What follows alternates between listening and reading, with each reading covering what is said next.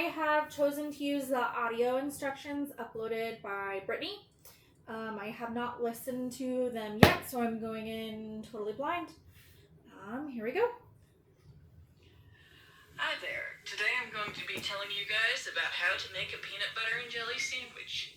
There are 5 main steps: materials acquisition, working with the bread, spreading the peanut butter, which may be inverted with the 4th step, which is spreading the jelly, and the 5th step, putting it all together.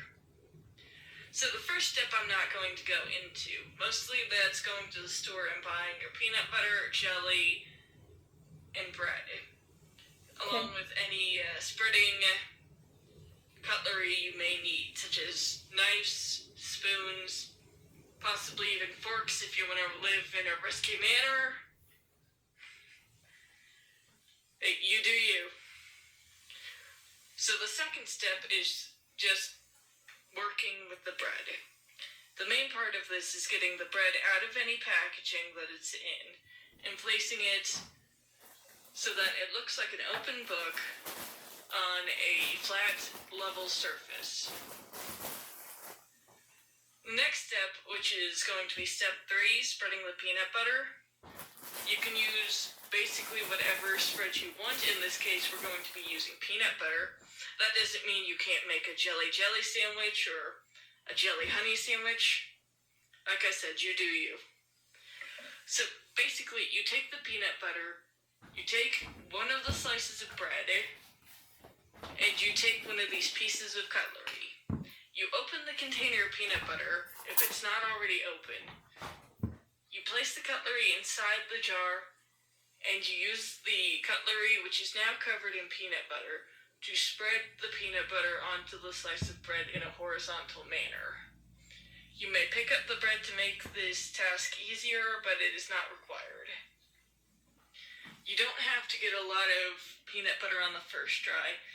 You're always free to go back into the jar or container to get more peanut butter if you need, but roommates and friends and family tend not to like it when you put already used peanut butter, or peanut butter full of crumbs, I should say, back into the jar.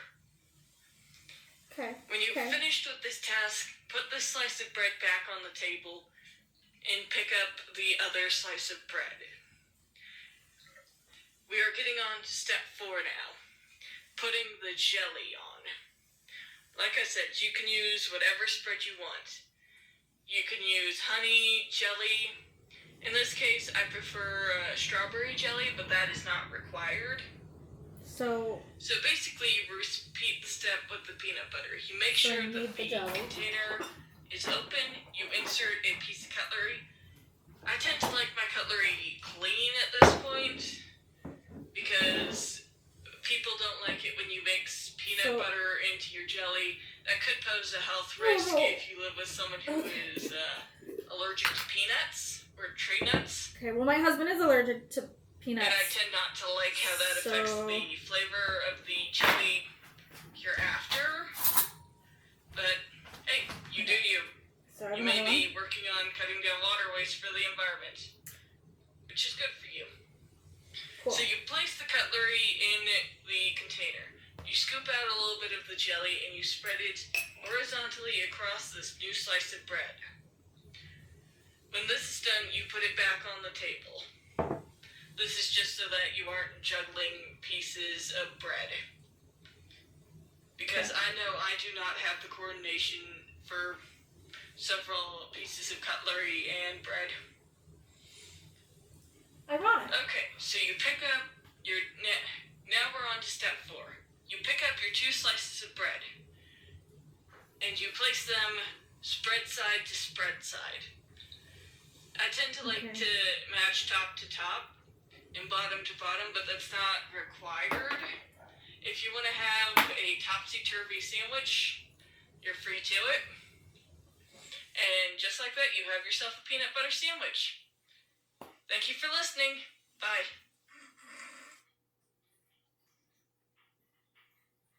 Okay.